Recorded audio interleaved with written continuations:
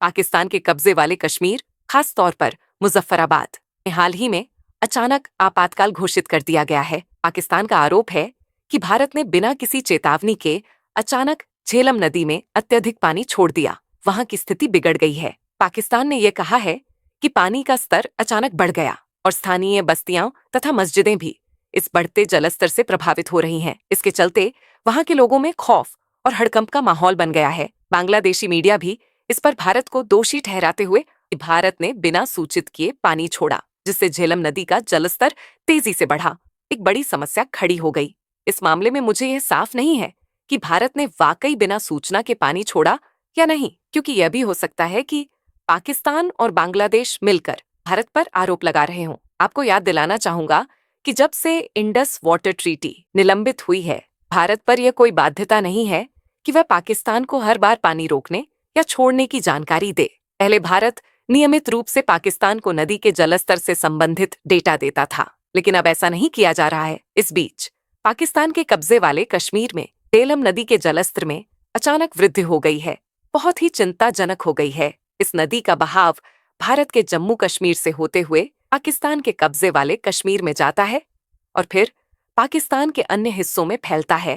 झेलम नदी का जलस्तर 20 से 30 फीट तक बढ़ चुका है, जो 1992 के समय के जलस्तर से भी अधिक है। ये बात वीडियो और रिपोर्टों में साफ तौर पर देखी जा सकती है। पाकिस्तान में कई लोग इस पानी के अचानक बढ़ने से डर और घबराहट महसूस कर रहे हैं और कई मस्जिदों से भी लोगों को चेतावनियां दी जा रही हैं कि वे सावधान रहें। पाकिस्तान के प्रमुख मीडिया आउटलेट्स ने भी इस मुद्दे पर भारत पर आरोप लगाए हैं कि उसने बिना सूचना दिए पानी छोड़ा है। पाकिस्तान का कहना है कि भारत ने मुजफ्फराबाद के निकट दरियालम नदी में अचानक पानी छोड़ दिया, जिससे क्षेत्र में बाढ़ जैसी स्थिति उत्पन्न हो गई। ये घटनाएं वहां के स्थानीय लोगों के लिए बहुत ही तनावपूर्ण हैं, क्योंकि अब उन्हें डर सता रहा है कि पानी का स्तर और बढ़ सकता है, जिससे जान माल का नुकसान हो सकता है। झेलम नदी हमेशा से पाकिस्तान के लिए एक महत्वपूर्ण और संवेदनशील नदी रही है, क्योंकि यह एक पश्चिमी नदी है और 1960 में हुए इस वाटर ट्रीटी के तहत भारत को इस नदी पर सीमित अधिकार है। पाकिस्तान हमेशा इस नदी को लेकर काफी संवेदनशील रहता है, क्योंकि यह नदी भारत के जम्मू कश्मीर से निकलकर पाकिस्तान में जाती है। इस समझौते के तहत भारत को पश्चिमी नदियों का पानी नियंत्रित करने का अधिकार है, जबकि पाकिस्तान को बाकी नदियों पर अधिकार मिला है।